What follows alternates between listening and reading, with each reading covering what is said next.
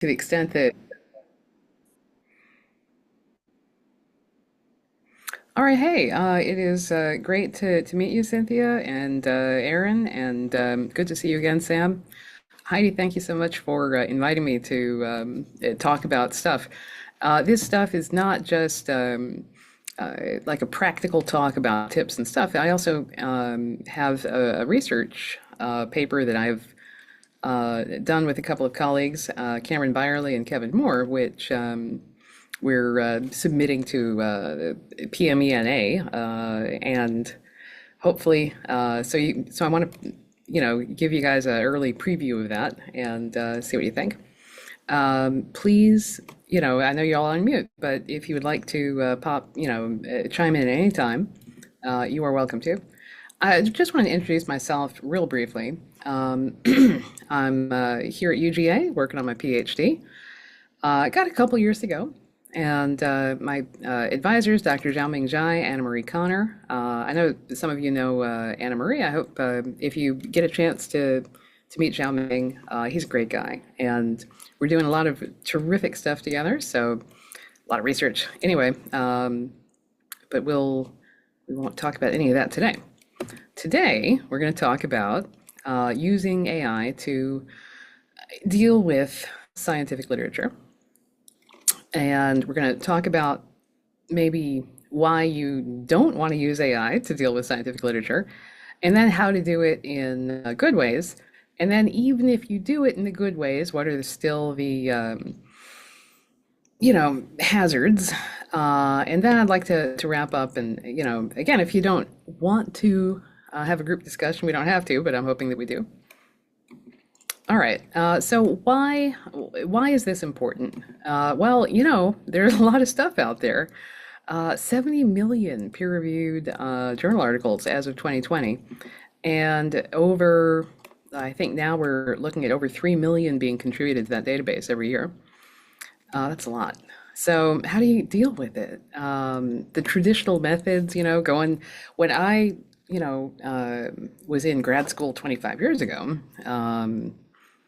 We had to go to a library, and there was, I think at that point we were beyond card catalog systems, but anyway, uh, obviously traditional literature search techniques involve a lot of human work, reading, and like going through citations and references, and that's great, but it's also a lot of it's kind of slow.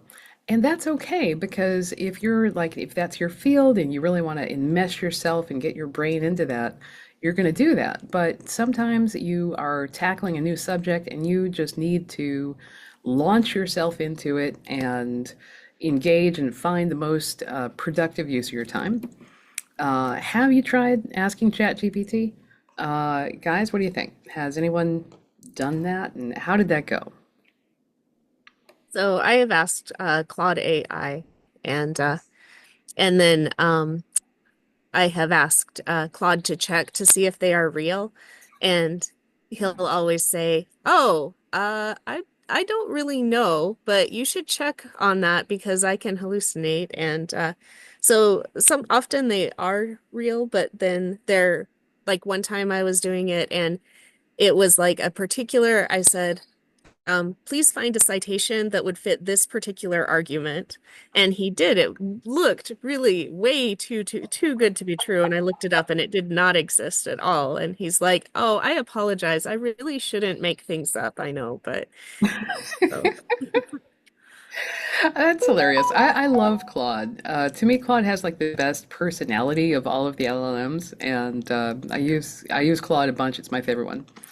But yeah, um, it's not 100%. I made a document for us, by the way. To I put all the links and stuff. Excuse me. In this document. So feel free to jump in there, and it is currently editable, so you can contribute your own tips and tricks. So yeah, LLMs hallucinate, even the good ones. Can you put the document in chat? Because you can't just click on Yes, yes. the Can I? Let's see if I can. scale. Nope. Stop. All right, go back. Chat, chat, chat. Thank you, Jennifer. Happy to do it. All right, let's see if that works. Oh, thank you. Awesome. You're the best.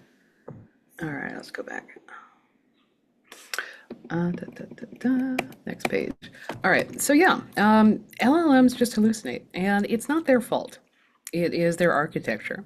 It actually has to do with the way that they fundamentally, machine learning, they store information, and they use a compression algorithm basically, where it's similar to how people understand and memorize things.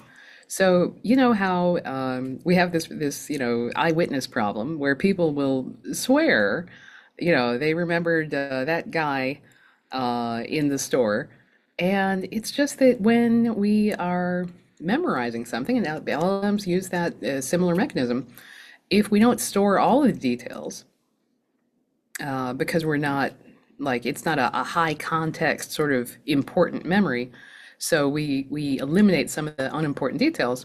Then when we go back and we retrieve that memory, we fill in the missing details with reasonable sounding stuff. So it's just baked into the mechanism. Wow. Yeah, studies show that up to 94% of citations can be fabricated, depending on the domain. It's not enough to just ask an LLM to come up with citations. So it'll just give you, and this is also a marketing feature because they have, they want people to use these LLMs. So the companies that bake them, train them to be positive and affirming and supportive, which is nice, except when they are not giving you good information. Also, a lot of them don't have any sort of way to access the web and check. And then also their training cutoff, so like if you're looking for 2025 information and you're using a 2023 model, there's just no way. So there's a bunch of tools now that actually can get around this. Has anyone heard of these deep research tools? No. All right, cool. We're going to have some fun. We're going to check these out. So there's OpenAI Deep Research, Gemini Deep Research. I mean, of course, Google Scholar, but we all use Google Scholar, right? And so you're going to go in there with some keywords and you're going to get stuff, and then you're going to have to spend time figuring out, like, is the reference from a good journal? Is it important? Is it just relevant or irrelevant? So Google Scholar is great, but you're going to get a bunch of stuff. Okay, that's fine. Save it. But OpenAI Deep Research, Gemini Deep Research, and also a few other extra tools have powered us up so we can actually like engage with a field really quickly and get some general sense of where to go. So I'm going to show you some tricks here.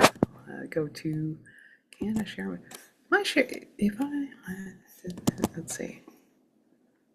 Okay, can you see this screen? The Gemini Deep Research screen? Just the slides still, I think. All right, let me see if I can share the whole screen.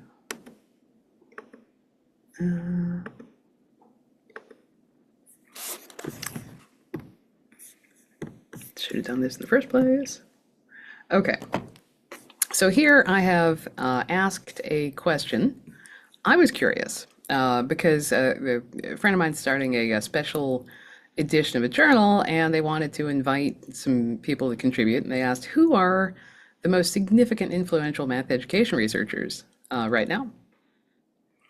And I'm like, boy, I really ought to know the answer to that, right? It's my field and everything. Well, okay, cool. I'll just use AI to level up. And you ask these questions. The deep research is you have to pay for it in Google Gemini, but that's fine for me. And it goes and it proposes a research plan. It's going to do some searching. It's going to look for applications, publishing, conference, contributions, current projects, blah, blah, blah, blah, blah. Now, I could have edited that plan and given it some different ideas and shaped it, but then you click Start Research, and it went off and it produced a report. It's a cool report. It's very long. I am going to, as we do with most things, skip right to a summary table. Right to a summary table. There we go. It's how we all read papers, right? Go to the summary table and see what we got. All right, so there's a bunch of people. That would be hilarious if AI is a AI researcher. All right, so it did a bunch of things. Oh, it got research projects. So cool. And it actually used sources. And this is fun. It explains its thinking process as it's going.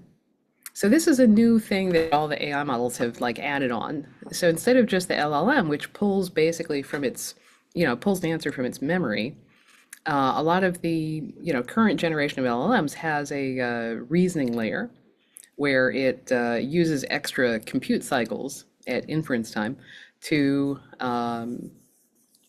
reflect and plan and talk with itself, basically, to execute its strategy, to figure out a strategy, execute its strategy, and then in these report agents, it's combined with tools that allow it to access external websites.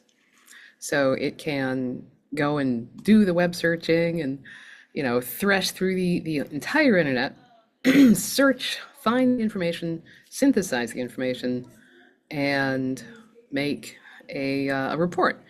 Look at all this. It would have taken me days to search all these websites, read them, and take notes and decide what's relevant. Now, I don't know. Do I trust it? Do I believe that it did everything? Probably not, but it's a starting point, okay? Okay. Similarly with OpenAI deep research, it asked me some questions, it wanted a clarification, it went and it did a thing.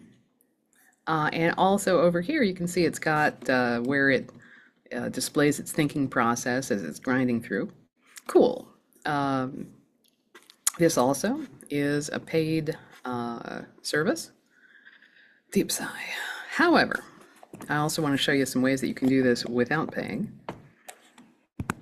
Grok offers some free uses of their deep search. And look, it hit 191 sources for me. Yeah, pretty good. Gave me a nice list, table. Found entirely different people than the other two lists. More people. That's fine. Now I got people. I can go look up those people and see what they're doing and look at their publications or whatever. But wait, there's more. Perplexity also offers the same sort of thing where it's going and it's sourcing data that it finds on the internet. And oh, okay, so we have several votes now for the Stevens Institute. This one's new. Hadn't run across this before. So there's a, this is good. Wait, there's more. DeepSeek. Have you all heard of DeepSeek? New Chinese AI. Now this one is hilarious because if you just went, like waited until the report was ready and you look at the report, you're like, okay, cool, even more people.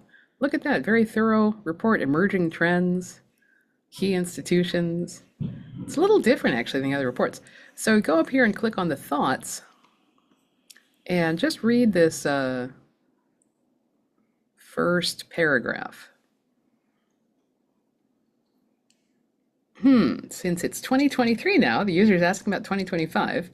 Maybe I can just predict who will be influential, look at current trends, and guess. So it made up this entire report based on just guessing and extrapolating from 2023. Cool.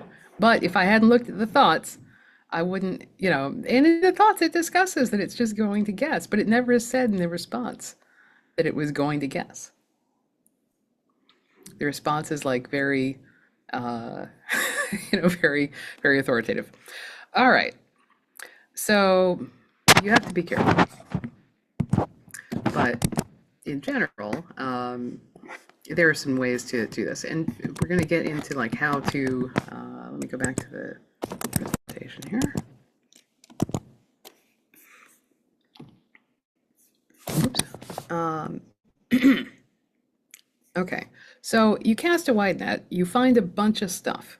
I found a bunch of scholars. I could have asked it instead to find a bunch of, articles or whatever, like the most significant works in a field or the answer to a specific question.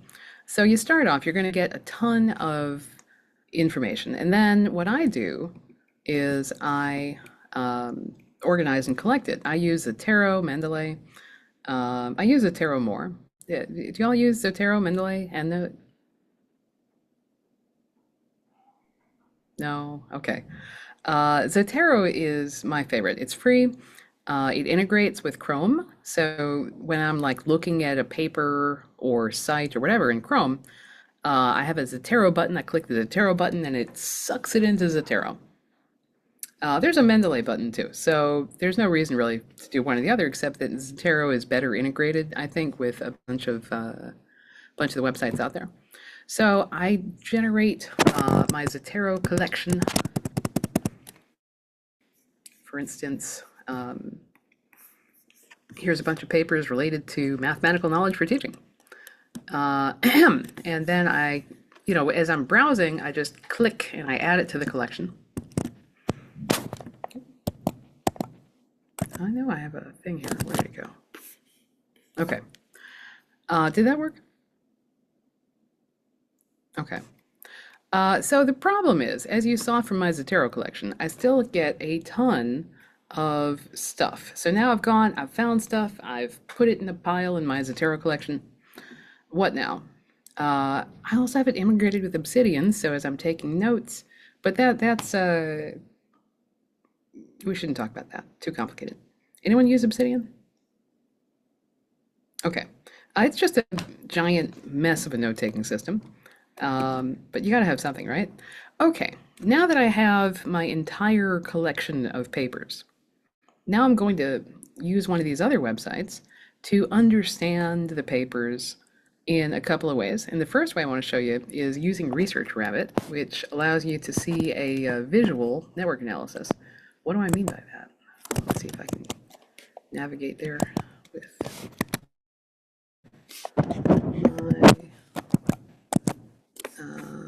my Research Rabbit. Right, this is the page I want to be on. Good. So I log into Research Rabbit and I can import directly from my Zotero collection. See, it's linked. You don't have to, you can just add papers manually. But once you've got it into Research Rabbit lets you see the connections between papers.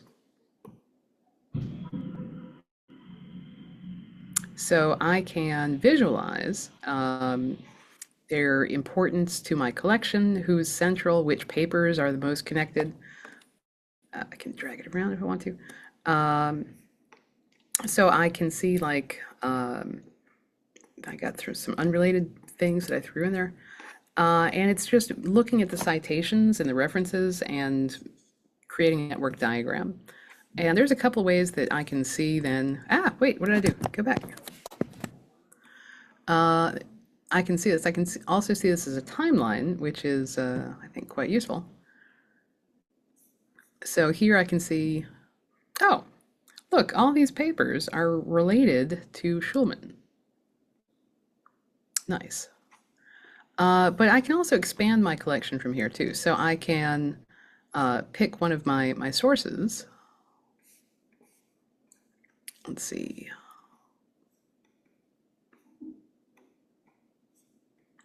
Sure. I wonder who else was influenced by Schulman. And I can go from here and I can look at, I have to move this, all right? I can look at who was influenced by it, similar work, references, citations. Oh my God, 12,607 citations. Well, that's a paper. Maybe we shouldn't look at that one. Um, Without going into too much time here, you can see how this really shows how you can explore a field from a very AI powered, but you're in control of this. So this is a tool rather than just like a thing that goes and does stuff for you. But I find that when I'm like trying to explore a research question, that digging in and looking at probably shouldn't have clicked on that 12,000 citations. Looking at what's connected to works that I'm looking at, that's a really organic way to see how a field has evolved over time and look at, connections between different researchers and see like how a research group has, evolved over time. All right, so that's cool. Anyone seen Research Rabbit before? Oh my God, there we go. It took a while. It has a limit of like pulling 200 papers at a time, but you can see. Oh my wow! All right, you can see how Ball has been one of the most significant, and Heather Hill has been one of the most significant people to use Schulman's works, and then Silverman, Meyerly. So these are pulling from my connection specifically, but yeah, a lot of interesting connections. And then you can explore the field by like maybe. Digging in and doing more network crawling, basically, to find related works. All right, so cool.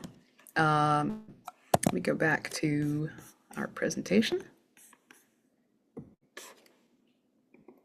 The next thing is you've got a giant, so you've got a ton of papers in your Zotero library or whatever. Now you want to try to narrow them down a little bit, deal with it. Can you create an annotated bibliography using AI? Yes, you can. Okay, get out of this again and back to the other page. So Elicit is fun. Elicit is, you can use it to do research reports like the other tools, the deep research tools, but also you can, and this is, I'm doing a free version here, but the paid version is very nice. Once you have your research collection in, and you can import from Zotero directly into your library, so it can sync it up. You can then do AI questions on your collection, and it will link to, it'll like read your PDFs and answer your question for all your PDFs. Here you can see it's just giving me like basic summary, and then I can do AI filtering. There's some categories. Look for abstract keywords, but the fun part here is using the AI understanding of each paper to filter your data set. So maybe like I'm interested only in design-based research studies here that have to do with children or eighth graders. Then I can add a column, let's see, eighth grade. And instructions, if the study is on eighth graders. Okay. Yeah. And then it's going to go and churn away and evaluate the PDF, not just the abstract, and tell me if, the answer to that. So in this way, like I could have asked it to give me a quick summary or whatever. It is just to the abstract. I think I have to pay for the pro account to get the PDFs. Deep sigh. But this is a great tool. There's a similar one that is a competitor, I guess, called Consensus. And go back to the presentation.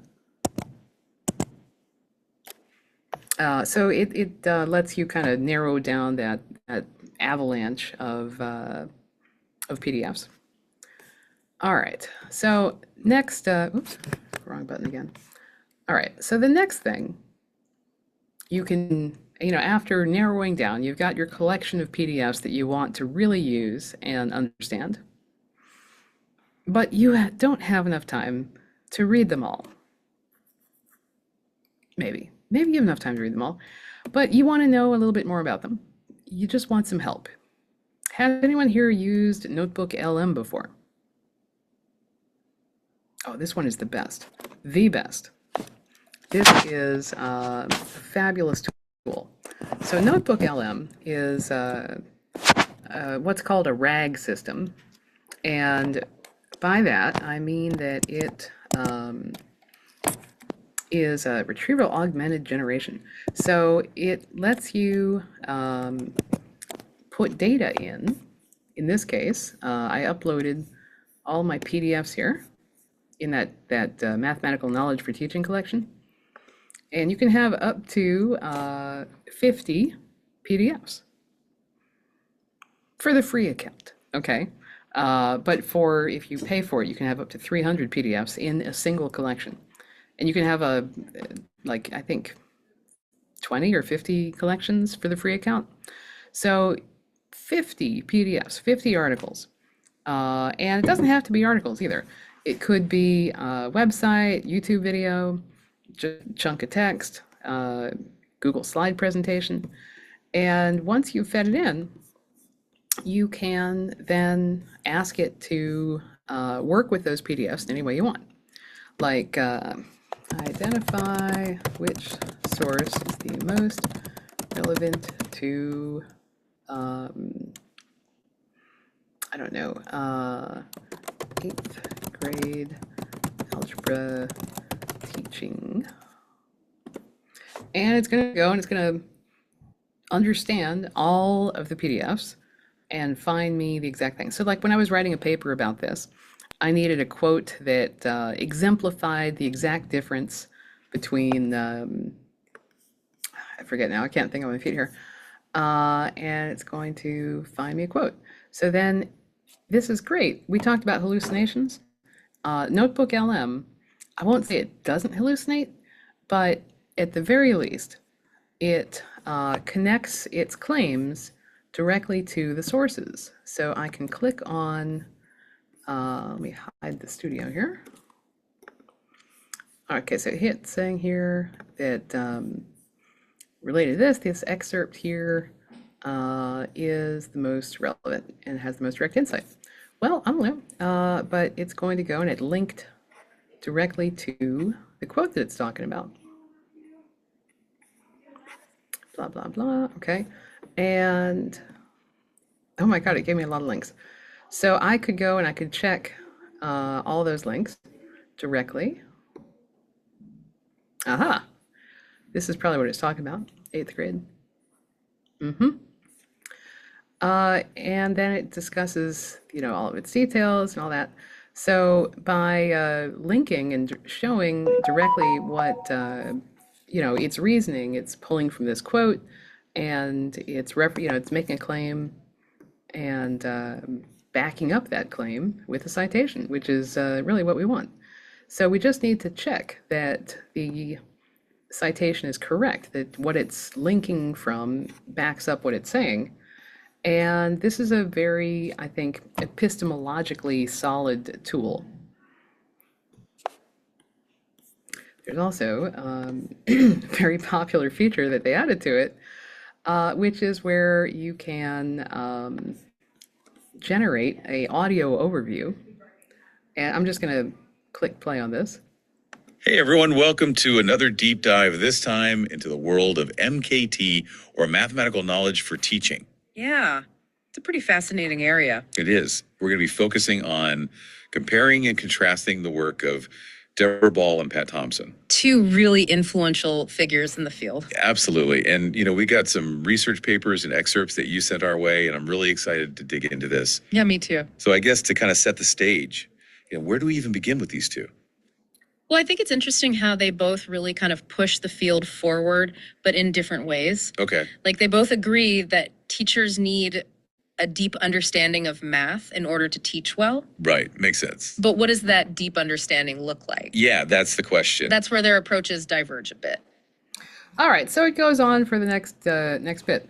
If I'd only put one paper in there, the podcast hosts would have had a bouncy conversation about that one paper. And it's not going to get all of the scholarly insights. In fact, it's going to make probably make some mistakes.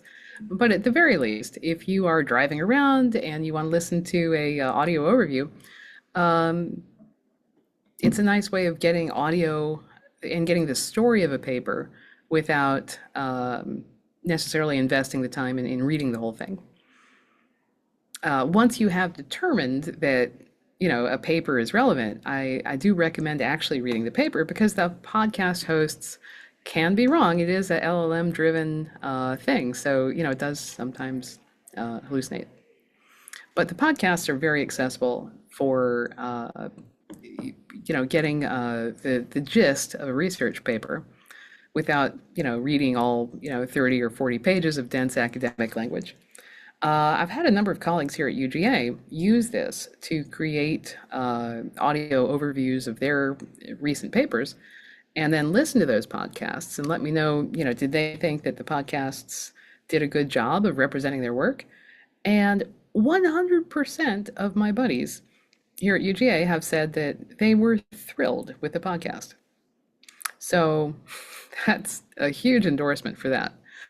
But I used the podcast feature here to make a podcast about this talk. And I think that I listened to it, it oversimplified some of the concepts. I don't know, but it was really funny. So I'm just. Have you ever felt like you're drowning in research? Oh, yeah, definitely. There are like over 70 million peer-reviewed articles out there. They're crazy. And 2020 alone, almost 3 million more. Wow. I mean, if you work in any field that even touches research, it's just overwhelming. Absolutely, it is. It's like drinking from a fire hose, right? Yeah. It's tough to even know where to start sometimes. That's why we're diving into AI today and how it can help us find the good stuff. I'm excited about that. So there was this really interesting presentation at Georgia Southern University. Okay. It was March 14th, 2025. And Jennifer Kleiman from the University of Georgia. I've heard of her. Yeah, she's doing some great work. And her talk was called AI Techniques to Find and Manage Research Literature. All right. It goes on for a bit. But I think it did a pretty good job there of representing at least, the first part of the talk that you heard. Just amusing, really. So the use of this thing, I just love the podcasts. And my friends, colleagues here at UGA, they say one of their biggest challenges with their publications is like they can't really expect like their friends or non-academic or less academic colleagues to read their work because they write here and having this podcast, distributing the podcast is for them, they've found it to be useful to get other people to read their stuff basically or learn about their stuff. So that's pretty useful. So that is the best tool that I have found for taking like an academic paper and really just understanding it at a basic level. So I've been like using it to not just get like, because the summary is easy, anything can do that, but to use a paper to really engage with it as like I want to find like a quote and I'm using it in a citation for something I'm reading and it'll help me engage with the PDF or a whole collection of PDFs. So when I'm writing a paper, it's an invaluable tool for me. Any thoughts on that?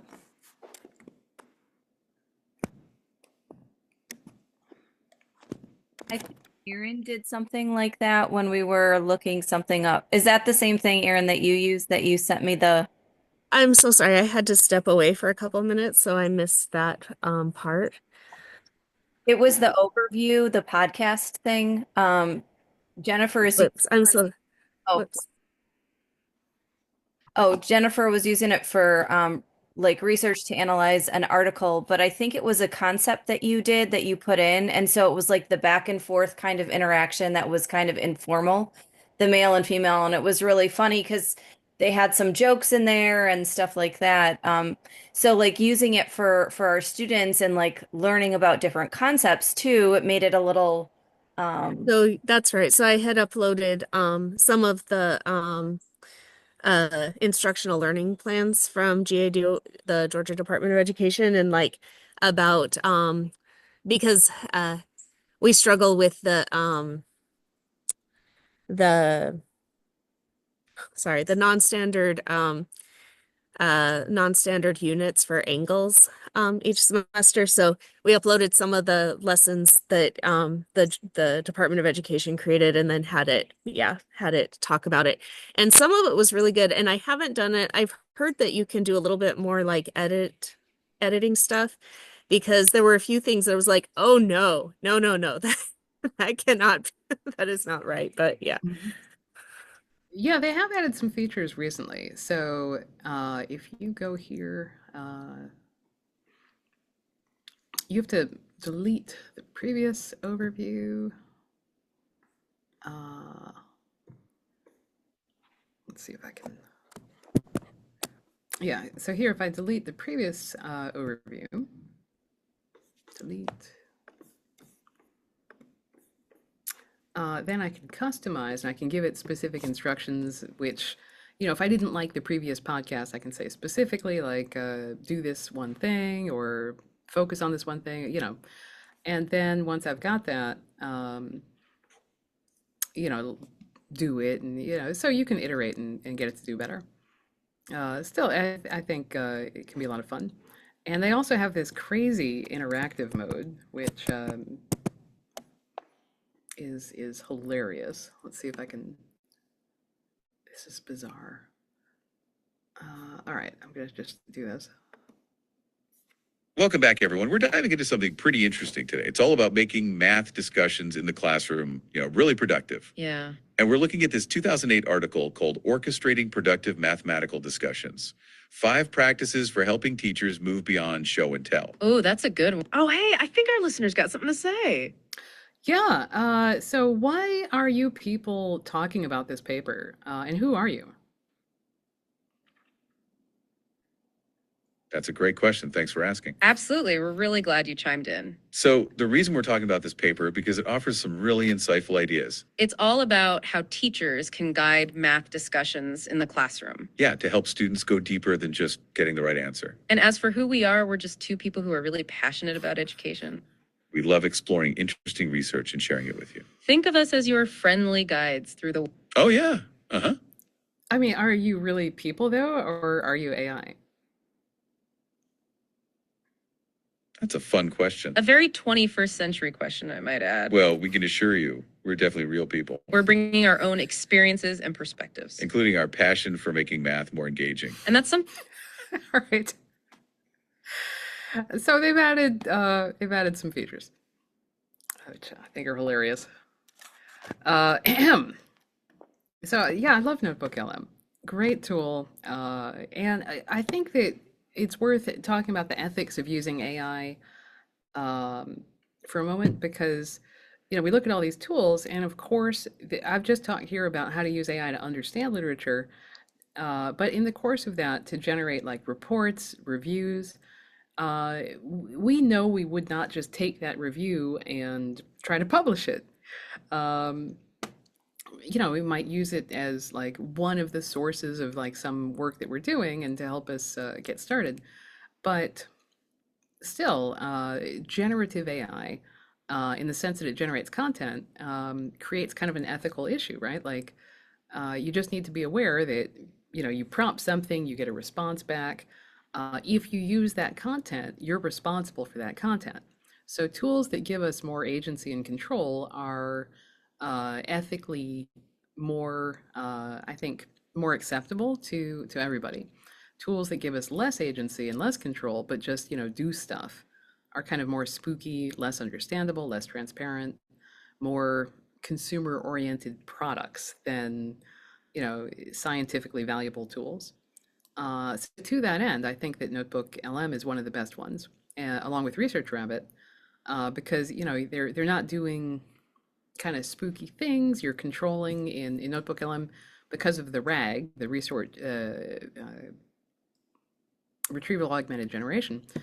Because you're feeding it the material in the sources, you have control over the grounding of the information, and you create that knowledge base, and then you work within that knowledge base and verify the citations and references. So it gives you the ability to really control, shape, and verify the text that you're interacting with. That said, I want to switch to talking about some research that I just finished with my colleagues, Cameron and Kevin here at UGA. What we did was we looked at this question of Notebook LM, and does Notebook LM, is it really a ethical, trustworthy tool? Any guesses? Predictions? We gave it a comprehensive exam question about mathematical knowledge for teaching that was given to one of my fellow graduate students here last spring.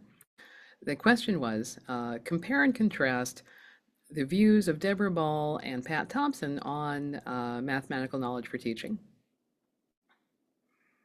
Okay. So what do you think?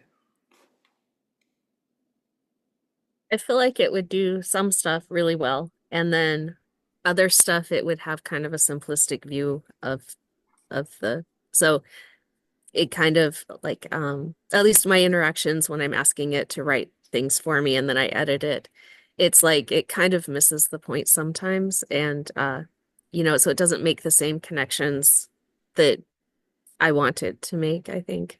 And so I would guess that it would be like reasonable-ish, but kind of maybe a lower level analysis, maybe.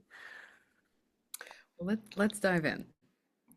So what we did, first we collected the data using a similar, the process that we discussed earlier.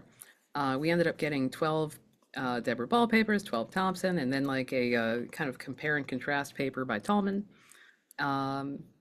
And we put them all in as the source, along with the comp question. All right, and then we got the answer. Now, we did a trick here, which really improved the output. So we took the answer, and we fed it back in, and then we asked Notebook LM to critically analyze the essay that it had generated for gaps, omissions, weaknesses, important things that it left out. And then we prompted it to create a better prompt, to create the better essay. So then it created a prompt. you know, it was a pretty impressive prompt. Like, I wish I had written that prompt myself because that was a good prompt. And then we put that back in, and then the final analysis essay was actually, well, we thought worthy of time to, worthy of expert analysis. So we had, this is where Cameron Byerly and Kevin Moore came in.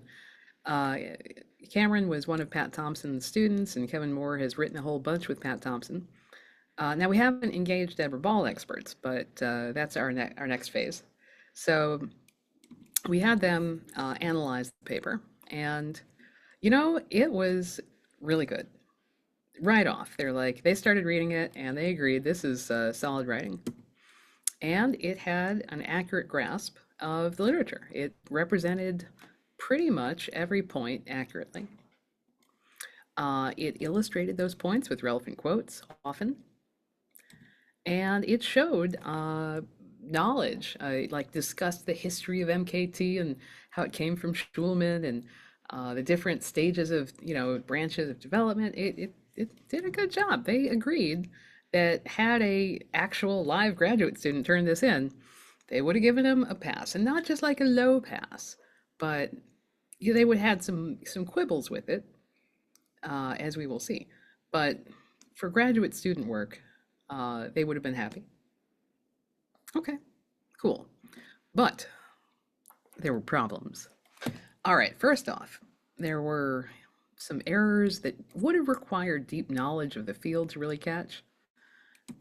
There were some times it kind of mishandled some of the source material a little bit. Sometimes its argumentation was not good. We'll see.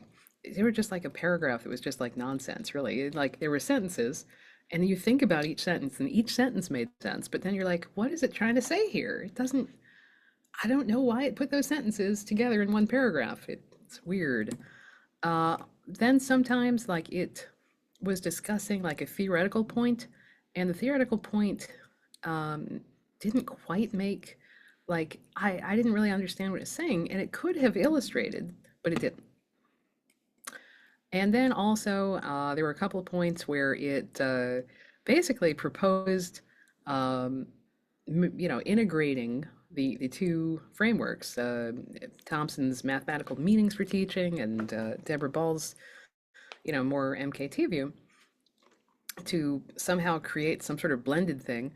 And why? It didn't really justify that. It's just like taking the strains from these two theories would improve the field. But what if they're incompatible? So the thing is, a grad student probably would have made these mistakes. Some of them. We all peer review papers. I've seen some of these in stuff too. So humans make these mistakes too. I don't think we can necessarily expect better from AI.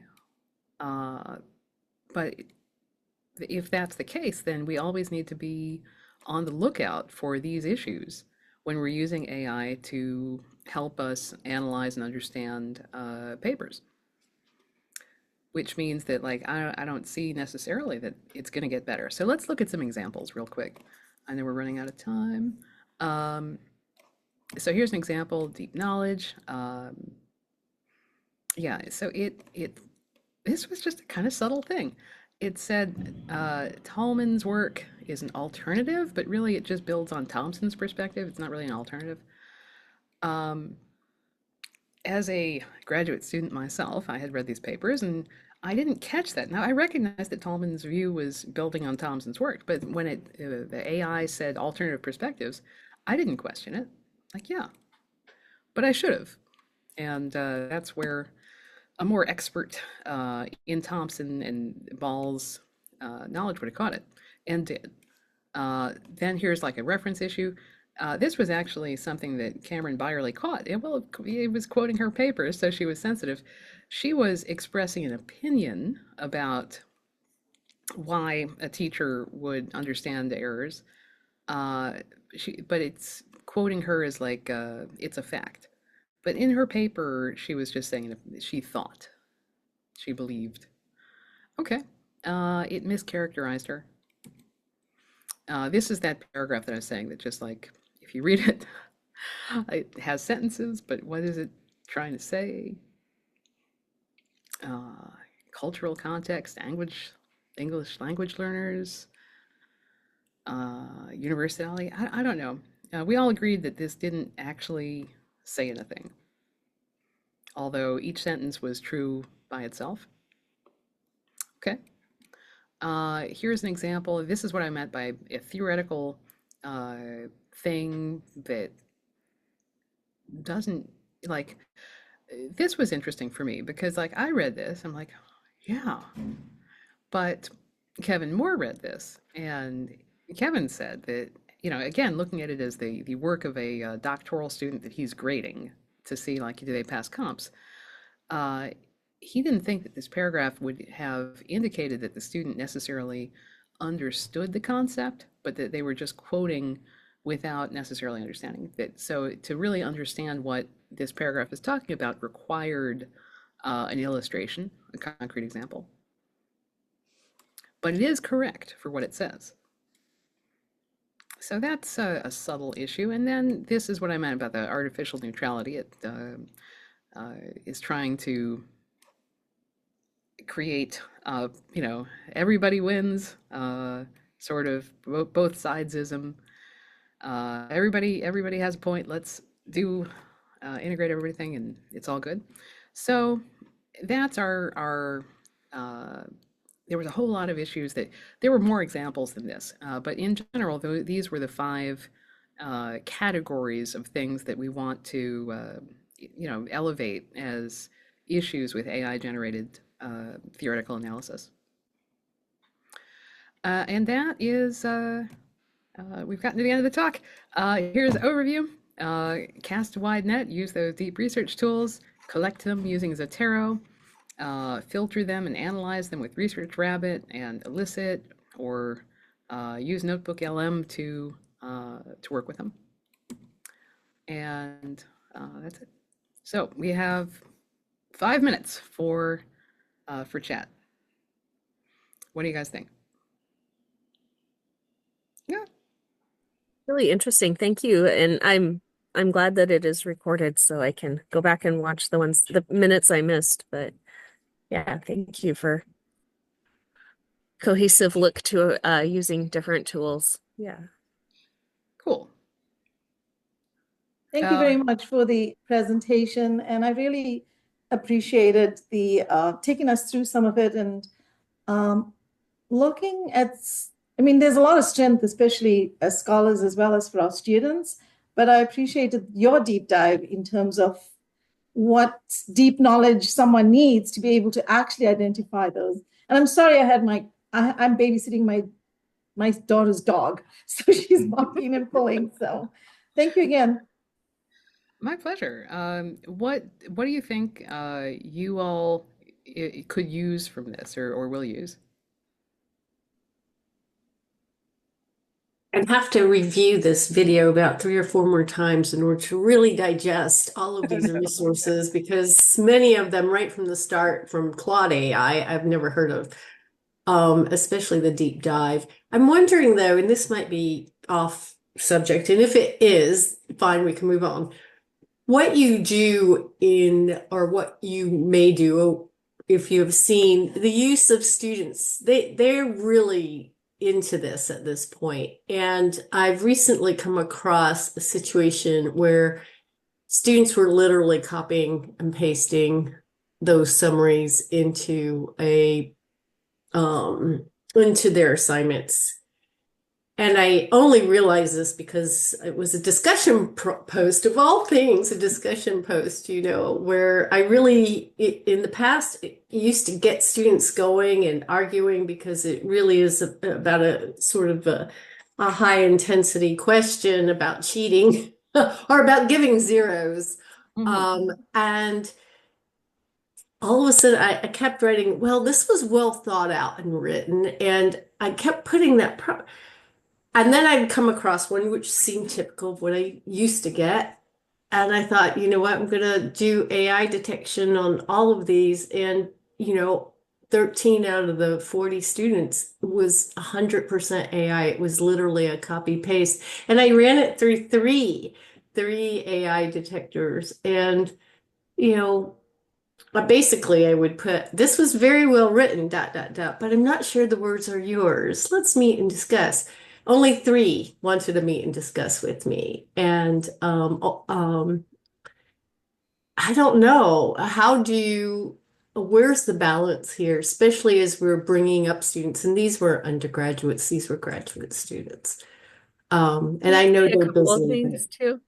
About just because I've been thinking about that lately, and I apologize, Jennifer. So I'll be brief, but just one thing that I've been thinking about a lot with that idea of is how can we be a lot more clear with what we actually want the students to get from stuff, and how can we think about inclusivity when it comes especially to English language learners or students who are neurodivergent and may not summarize the same way we would, neurotypical students might. And so I think, I know, talking to a lot of colleagues I have is like, some of them are just really feel glad that finally something is here where they can kind of for example, for ChatGPT and Claude AI, you can actually talk to it and then have it reword stuff.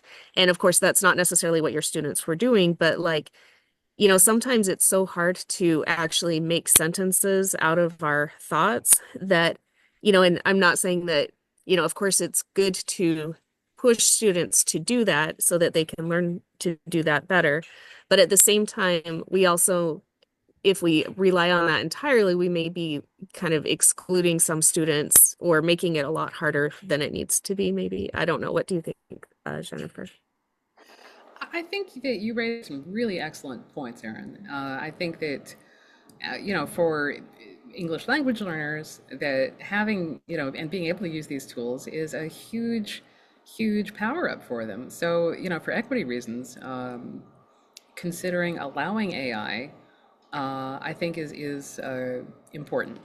And I think that not just for equity reasons, but that for kind of future proofing our students to, help them when they get out in the workplace, are they going to be, not to be too mercantile about it, but are they going to be allowed to use AI to generate their work email? Yeah, they are, sure. So using AI to help us write, I don't think is ethically bad, in as much as we don't plagiarize and we take responsibility and we're authentically contributing to a conversation. And Aaron, you said something that was super important, I think, which is make sure that our students understand the learning goals. Because I think that, like, if they share the learning goal, and they understand that, an AI generated thing where they typed in a sentence and they get a chunk of text, and are they doing that to achieve the learning goal? If they share the learning goal, maybe not. I think also that having transparency in AI Yeah. use and accepting, uh, both insisting on transparency, but not penalizing people for it, uh, is a way that we can create community norms around it. And I did say very clearly in my syllabus and the feedback, here's a link to the syllabus. Here's what I expect if you use AI. Please cite it. And the problem was the prompt for the post was about their feelings and experiences about using zeros in a class, on a 0 to 100 basis. And instead, I was getting summaries of articles about zeros. Yeah. That's wild. Yeah. I think And you I, made some important points about how to utilize AI, and I don't think that's where we are in terms of Yeah. both ourselves as scholars or academics or teachers or students. And I think once we can get around that, it would be just like how you think about any of the other writing systems or tools we use that was not AI previous to this, that we had to wrap our heads around and think about what is the ethical way of doing it. Like plagiarism was based on a certain way in which we wrote them, right? And so I think we haven't done that transition. And you alluded to that in your presentation. So I think that was really important. I was wondering what your colleagues at UGA were thinking about utilizing those platforms that you showed in relation to their own, like doctoral students or graduate students who might utilize that bibliography and find those connections. Because what we say is that the skill or the ability for students at that level to make the connections themselves, how much of that is taken away now, or how does it strengthen it? I don't know. I mean, those are conversations, and I'm just getting into this sort of discussion. So I was just wondering if you had any insights into that. I would say that my colleagues, are some of them, letting me kind of influence their policies here. So in a point of being transparent and responsible for your own words, um, and also critically aware of the fallible nature of AI, um, such that if you, as a student, produce AI garbage, that you are producing garbage. Whether it was AI garbage or your own garbage, it's still garbage. So to be judgmental about, people's stuff. And I realize that that is kind of putting some burden on the faculty to be critical, maybe more critical than we have been in the past. I say we. I was, I have taught classes, but I haven't actually been on a faculty. So I don't know, but I think that producing garbage is, whether it's AI garbage or my own personal garbage, is not something that I want to represent myself.